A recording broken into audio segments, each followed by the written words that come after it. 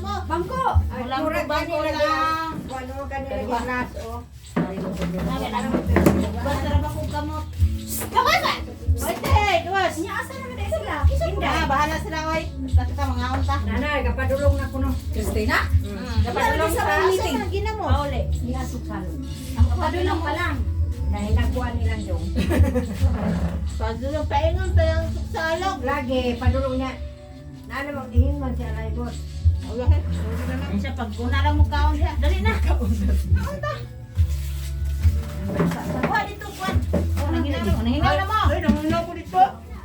Panginaw po. Hinaw, oy. Damsa.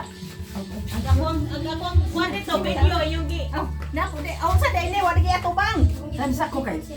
Hindi. Asan magluto na to, Ron? Paon, guys! Nanginaw na ka daw. Ito ba yung mabim? Wanang diyan sa ka? Wanang diyan sa ning pwesto.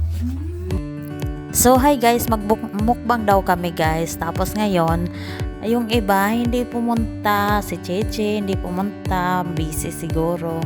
Tapos si Inday Christina, si Maring Christina, na-late po siya. So nauna namin diya na ngaon guys.